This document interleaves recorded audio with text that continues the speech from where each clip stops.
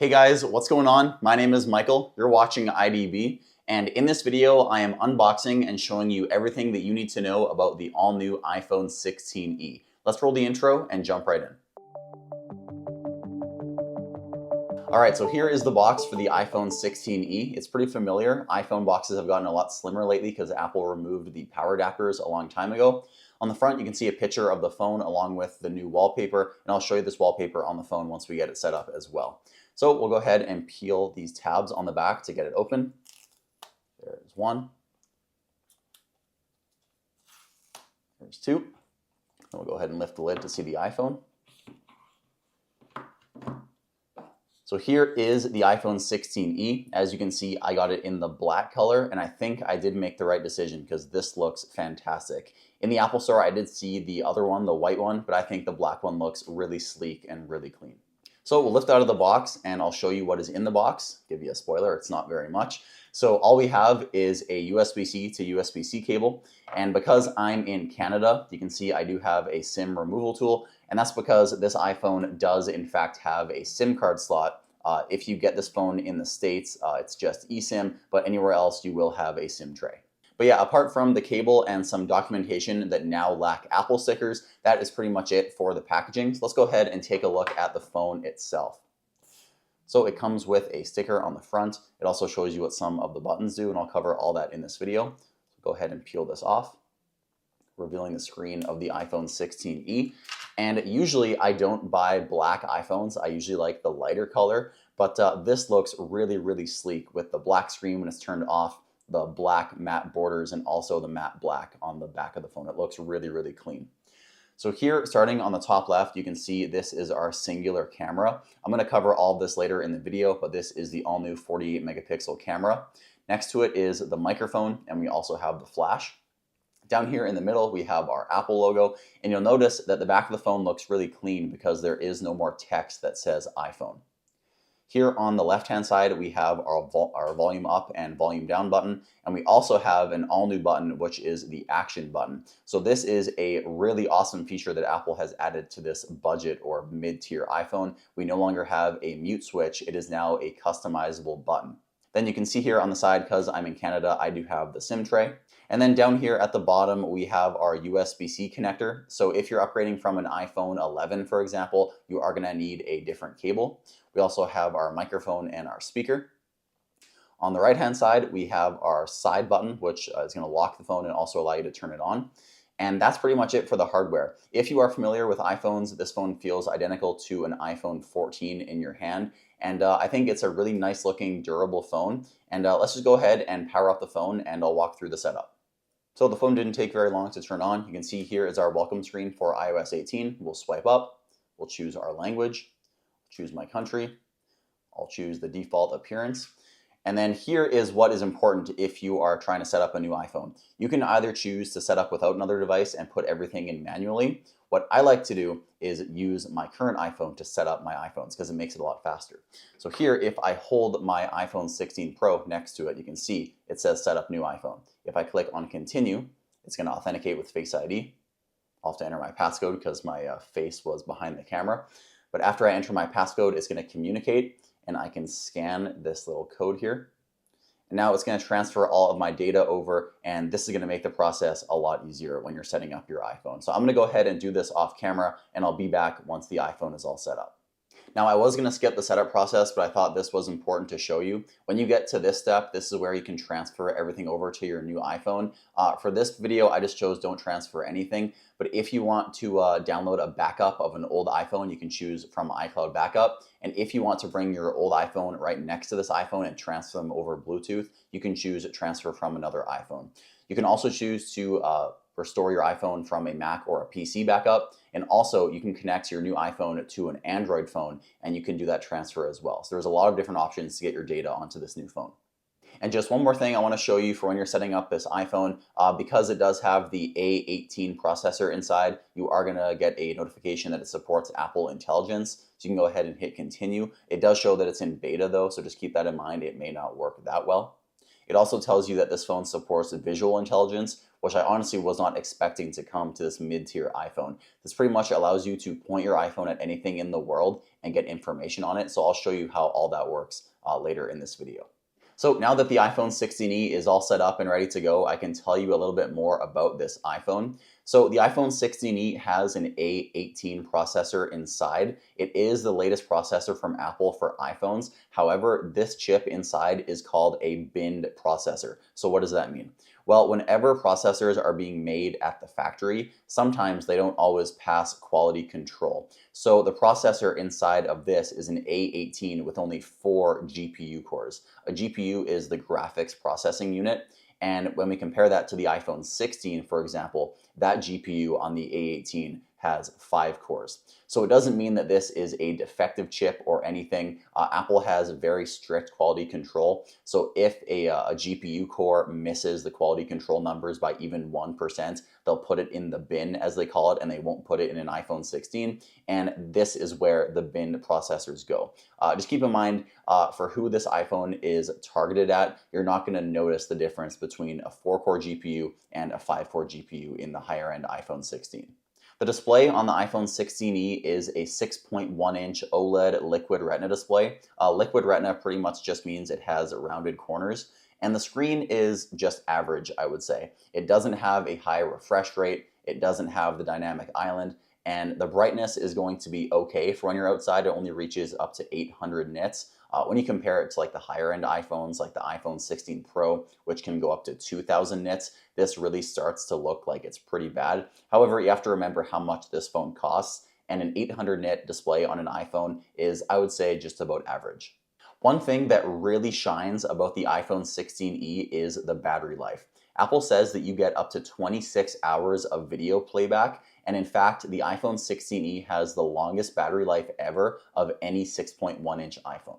So Apple likes to measure their battery life in terms of video playback numbers. I don't know why, that's just how they do it. But they say that you can get up to 26 hours of video playback on the iPhone 16e. When you compare it to a popular older iPhone that many people may be upgrading from, the iPhone 11, the iPhone 11 only got 17 hours of video playback. And that was with an iPhone 11 with 100% battery health. So if you've had an iPhone 11 for a very long time and your battery health sucks now, you may be only getting like 12 or 13 hours of video playback. But when upgrading to the iPhone 16e, you're going to notice a gigantic boost in battery life. The iPhone 16e also has a single 48 megapixel camera on the back. This camera is pretty good. It is not the same sensor as the iPhone 16 or the iPhone 16 Pro. It is actually a pretty small size sensor. But again, you have to think about who this iPhone is being targeted at. If you're coming from an iPhone 11, for example, this camera is going to be much better. It does have a 2x digital zoom at full resolution. So what does that mean? Well, because this iPhone only has one camera, you technically cannot get a zoom using another lens that doesn't exist. So what Apple does is, because the camera is 48 megapixels, when you click on this 2x button, it is actually cropping in to the middle 12 megapixels of that large 48 megapixel sensor. So when you take a photo at 2x, you're still going to get a 12 megapixel photo. And I think right now would be a good time to insert some photo samples from the iPhone 16e. So I'll show you these right now on your screen. As you can see, the detail looks fantastic. The colors are what you would expect from an iPhone camera, and overall they just look really, really good. If I were to put these photos next to the photos from an iPhone 16 Pro, you might be able to pick out some details that are better on the iPhone 16 Pro's camera. But again, you have to remember, if you're coming from a way worse iPhone, like an iPhone 10 or an iPhone 11, coming to this camera is going to be much, much better. Another hardware feature that I think is really important to mention is the port on the bottom. So the iPhone 16e now has USB-C. For me, as an iPhone and technology lover, I love that this phone now has USB-C.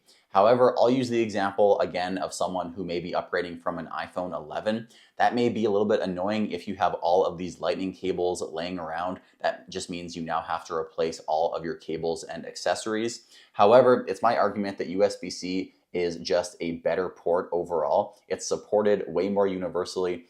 Everything comes with a USB-C cable nowadays. And I'll give you one example of how this is actually going to be useful in the real world. So you can actually charge other accessories with your iPhone. And this could be really useful now considering that the 16E has amazing battery life. So here, if I plug one end into the iPhone, I'll go ahead and grab an accessory. This looks like headphones, but it's actually my wireless microphone for my camera. If I go ahead and plug this into the bottom, it is actually going to start charging my wireless microphone, as you can see there by the lights flashing. So you can do this with anything. You can plug in your Apple Watch, your AirPods, you can even plug in another iPhone if you want to juice it up. So that is one of the benefits of using USB-C. It is just so much more universal, and overall it is just a better port than Lightning. It may be annoying switching out all of your cables, but you are switching to a much, much better port.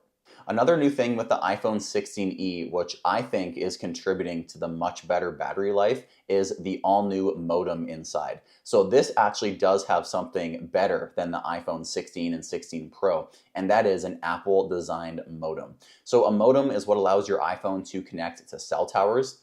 Current iPhones have a modem from Qualcomm, so Apple has to outsource their modems. However, Apple has spent so many years in-house designing and testing their own modem, and this iPhone 16e is the first ever iPhone to have that Apple-designed C1 modem. And whenever Apple designs something or makes a chip, it's going to be a lot more efficient than the competitor or the company they're outsourcing to. You may remember when Apple switched their Mac line from Intel to M1, the battery life got so much better on Macs with M1 because they were more efficient. And I think the same thing is going to be happening with the iPhone 16e and the new C1 chip, because Apple is saying it has the best battery life ever, and the only new chip inside of this phone is the C1. So I think when you're out and you're using cellular data, I think your iPhone, number one, won't get as warm just because the chip is more efficient, but the battery is not going to drain nearly as fast when you're connected to a cell tower using data. Something else I want to show you on the 16e in terms of connectivity is satellite connectivity. So if you are off the grid and you have absolutely no cell connection, this iPhone can connect to satellites up in space, and you can still get a hold of emergency services. And you can also send iMessages now on iOS 18 over satellite, and you can also share your location with friends over satellite as well. So it only works if you are off the grid. You're going to see a little satellite icon in the top right of the iPhone, but you can get a demo of this. If you go into Control Center, then click on your controls panel. If you click here at the bottom, you'll see satellite. So if I press this, I can click on Try Demo. And it may not work because I am inside, but if you are outside, you can go ahead and try this. But it will try to find a satellite, and it actually is connecting to a satellite. You just won't be able to send any actual messages. Right now it says satellite available soon. Again, it may not work very well because I'm indoors, but if I go ahead and point this at my window right here, I'll see if I can get this to work live on video.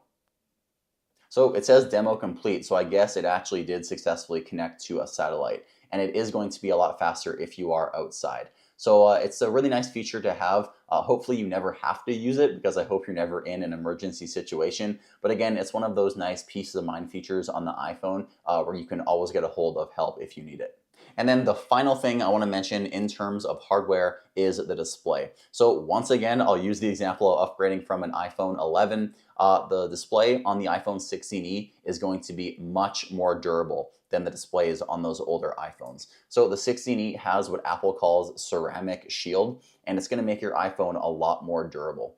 So the display is still going to scratch relatively easy, just as it did on pretty much all iPhones. However, the drop protection is going to be so much better.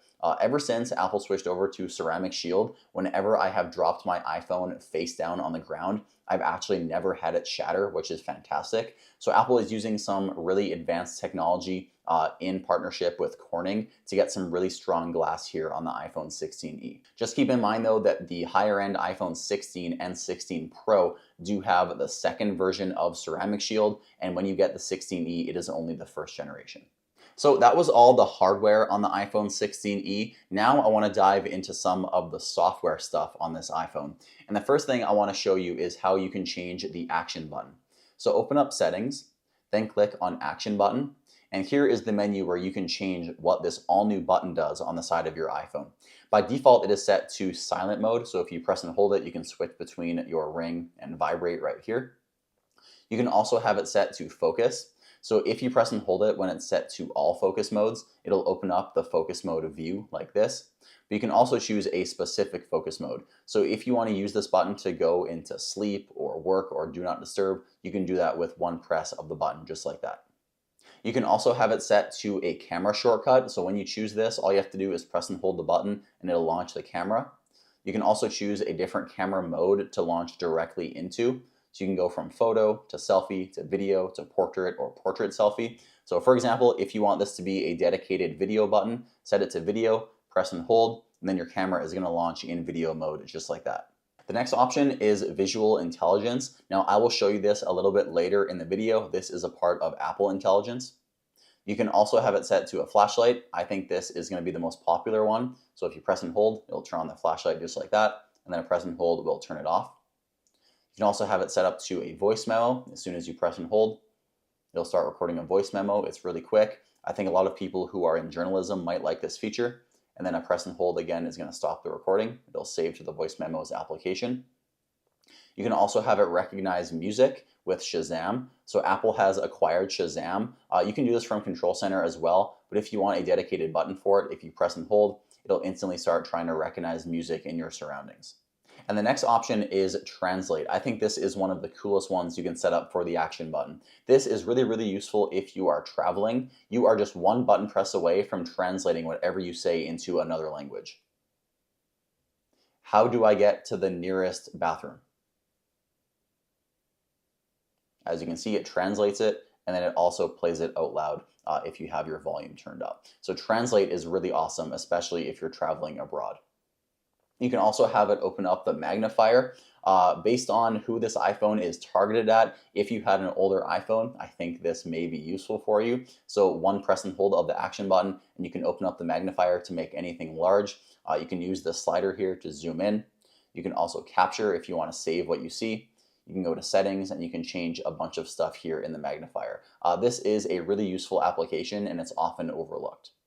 The next one is a custom control. So you can have any control set up to your action button. So for example, if you want to have it instantly open the stopwatch, you can do that. If you want to have it open the alarm, you can do that. If you want to have it turn on your personal hotspot, pretty much anything here in the controls panel, you can set to the action button.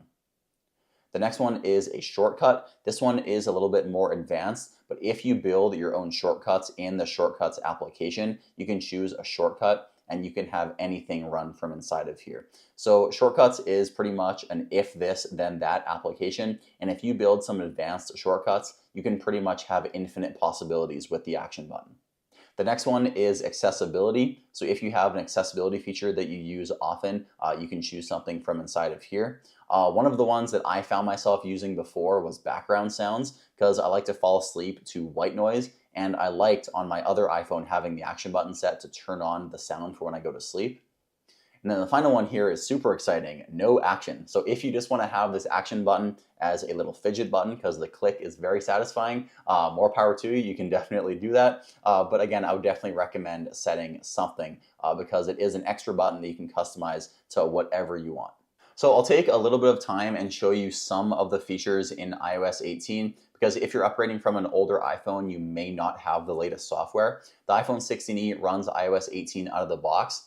Some of the cool features involve a customization on the home screen. So if you press and hold, then press on Edit, then press on Customize, the first thing many people like is you can change your icons to be large now. So doing this will completely get rid of all of the labels underneath your applications, and it makes your home screen look a little bit more clean. And from inside this menu, you can also change the look of your icons. You can have a light mode, you can have a dark mode, which looks really beautiful at nighttime.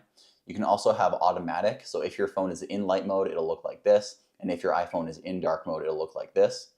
And then you can also have tinted icons as well, and you can choose this to match your wallpaper by pressing this color picker icon, and you can choose the exact color on your wallpaper. So something like that might look good with the iOS 18 wallpaper.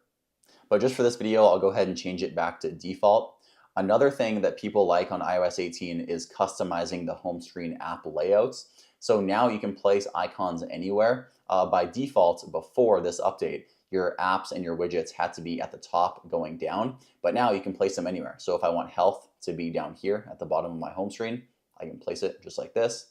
I can place settings right here, mail over here. You can move your icons pretty much anywhere. There is still a grid system. However, you don't have to start at the top anymore. So a lot of people like to put their app icons on the left and right side if they want to frame a nice wallpaper. If you have a cool photo of your kids or your pet or something you want to showcase, a lot of people like to move their icons around like this in iOS 18. Something else you may find helpful in iOS 18 is customizing your toggles on the lock screen. So when you're here, if you press and hold, then press on Customize, then press on Lock Screen, you can change these toggles down here. I've showed this feature many times on this channel, but again, if you're new to this phone and you're just getting iOS 18 for the first time, this is something that you may love. So you can change your camera to pretty much anything. So I don't know if you want to make this your dark mode shortcut, then if you want to make the flashlight, let's just say scan a QR code, you can do that.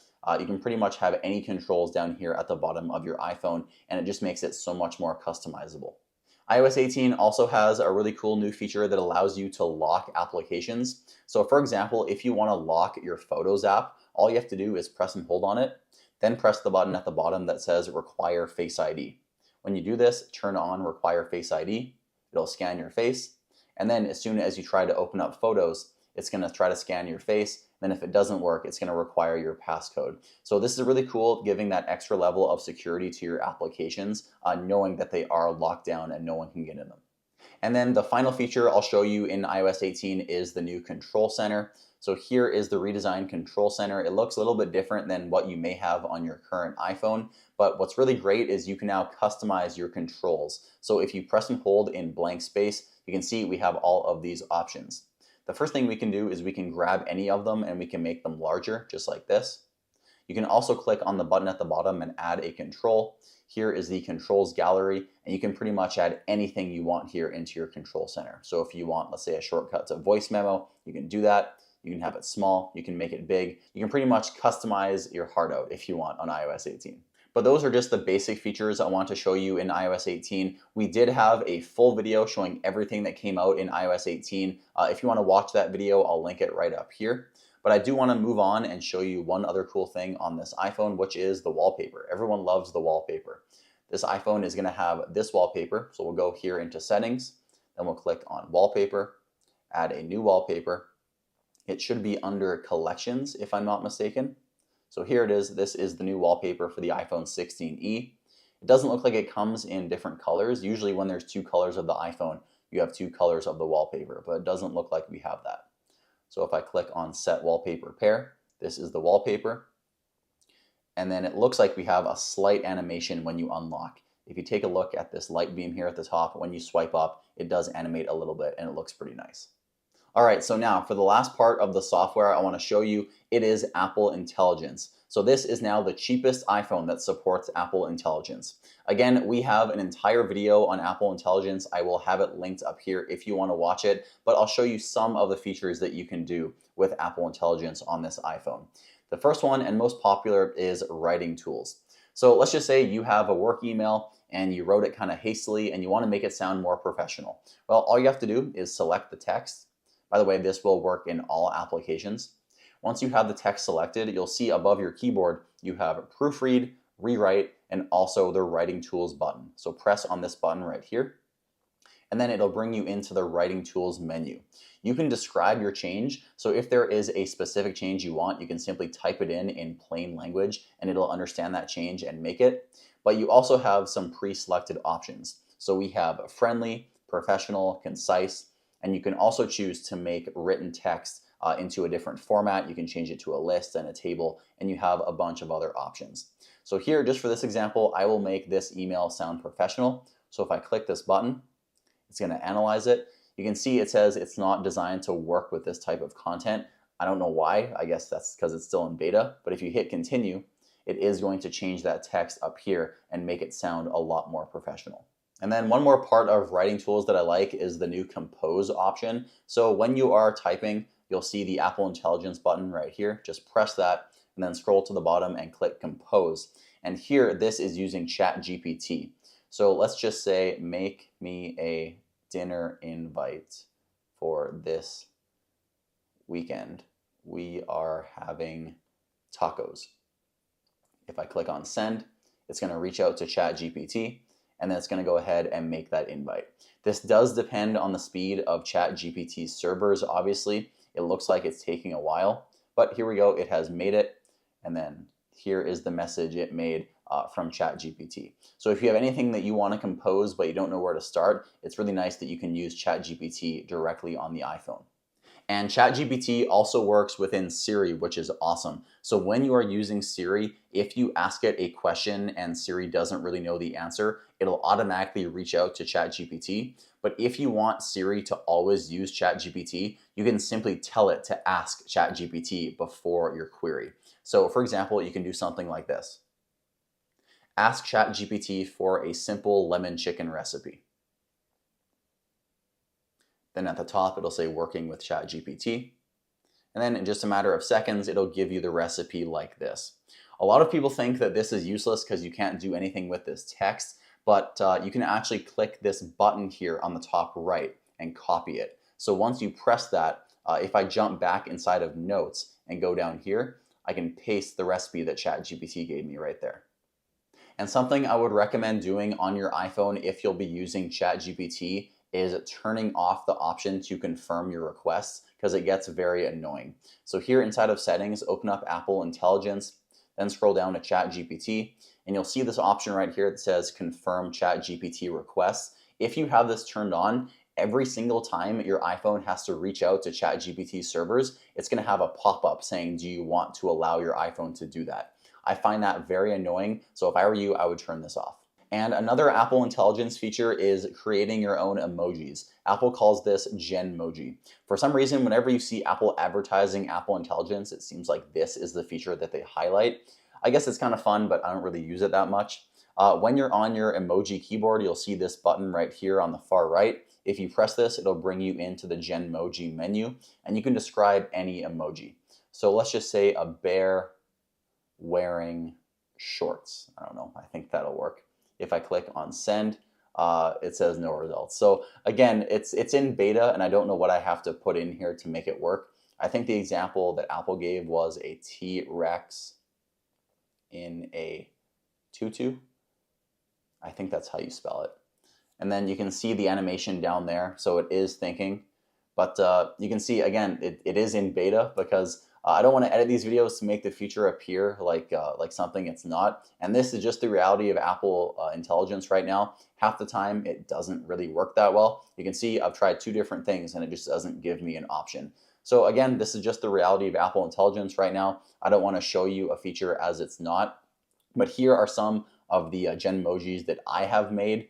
So here is one of like a monkey holding Christmas gifts. And you can use members of your family as well. So when it works, it is a little bit fun to play with. And then there also is an application on your iPhone new with iOS 18 called Image Playground. It's this black icon right here. It's pretty much like Genmoji, except you can make any image that you want instead of an emoji. However, with all that said, I still think that the best Apple Intelligence feature on this new iPhone 16e is Visual Intelligence. You can access Visual Intelligence two ways. The first one is inside of Control Center. If you swipe down, you'll see you have a toggle to it right here. But you can also set it for the action button, as I talked about before. So in Settings, click on Action button once again, scroll over, and you can change it to Visual Intelligence. So now, whenever you press and hold the Action button, it's going to open Visual Intelligence just like this. When you first open it, it's going to give you a little tutorial on how it works. You can point this at pretty much anything and get information on it. So here, I have a wireless mic for YouTube. The brand is Hollyland. If I point it at this and search it, I'm curious if it's going to be accurate. So I'll click on search, click on continue. It's going to search with Google. And as you can see, it identified the exact microphone that is. So as you can see, this is actually something useful with Apple Intelligence. I would say the second most useful is writing tools, but this I use every single day on my iPhone 16 Pro. It is just so useful. I can point my iPhone at anything and get instant results. And then when you take a photo of something, you also have the option to ask ChatGPT. So if you search, it's going to do a reverse image search with Google. But if you click on ask, you can ask a question about the photo you just took to ChatGPT and get a relevant response. So for example, something I did with this ask feature is I took a photo of a watch I had and I asked what type of battery does this watch take, and it gave me an answer right away. So it is very, very useful. And one other feature that you can take advantage of with visual intelligence is the option to take a photo of like an event poster and add it right to your calendar. This is what Apple is advertising as one of the cool features. So here I have my iPad over here. If I take a photo of it, I'll act like it's a billboard or something. You can see once I took a photo of it, it gives me the link to the website, but also if I click this 3 dots here, if it works, there you go. You can see it'll give me the option to add it right to my calendar from that photo. So those are all the features I wanted to show you on the iPhone 16e. I do have some time here at the end of the video, so I want to quickly mention some features that I think are kind of important that are missing on this iPhone. And probably the most talked about one in the Apple sphere is MagSafe. So this iPhone does not support MagSafe at all, which is kind of weird because it's in the body of an iPhone 14. And at that point, MagSafe had been out for 3 years.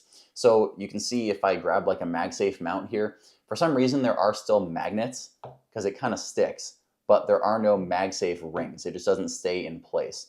I don't know why there are magnets. I can actually feel the resistance of the magnets, but there's just no MagSafe ring that makes it stay in place. So if you have a bunch of MagSafe accessories, you are going to need a case to put on this phone that has those magnets because they are not built in underneath the glass. And then it also does not have the latest body style of modern iPhones. This is kind of a nitpicky feature, but the iPhone 14 has the really sharp edges. When you compare that to the iPhone 15 and on, so here I have the iPhone 16, you can see the edges look a little bit softer on the iPhone 16, and it feels a lot better in the hand. It's not as sharp. Again, that's a pretty small thing, but you are getting a more modern feeling iPhone with the iPhone 16 and 16 Pro. And if you get the 16e, it's gonna feel more like an older iPhone 14 in your hand with that more sharper feel. Another thing you miss out on is sensor shift optical image stabilization. So this has been on iPhones for a very long time. I think ever since the iPhone 13 and up, iPhones have had that. But now on the iPhone 16e, you have boring old optical image stabilization. So the feature I'm talking about pretty much stabilizes the camera sensor instead of the camera lens. And that makes your iPhone photos a lot sharper. And also, if you're like shaking your iPhone when you're taking a photo, the shutter is going to be a lot faster. Unfortunately, we don't have any sensor shift stabilization on the iPhone 16e, so it is back to the old technology of basic optical image stabilization.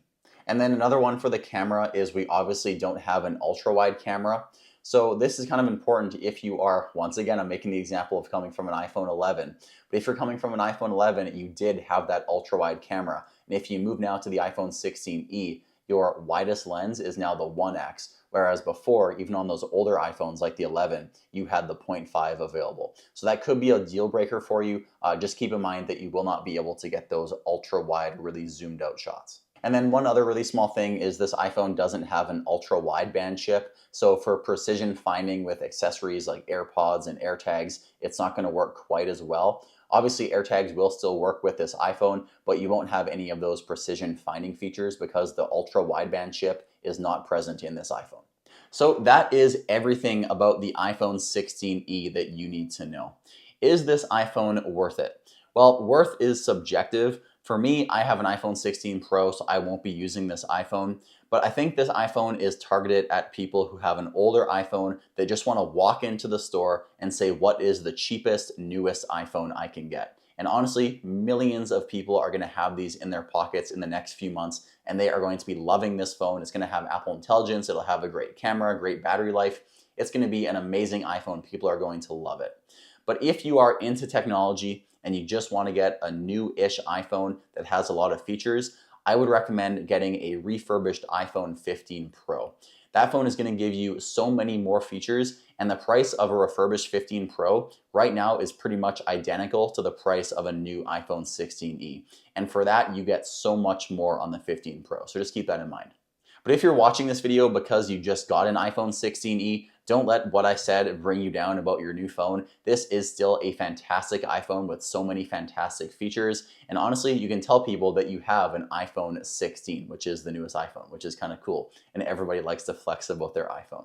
So with all that said, thank you guys so much for watching. If you enjoyed this video, please drop a like. And if you found it informative or helpful, let us know in the comments down below. My name is Michael with IDB. Thank you so much for watching, and I'll see you in the next video.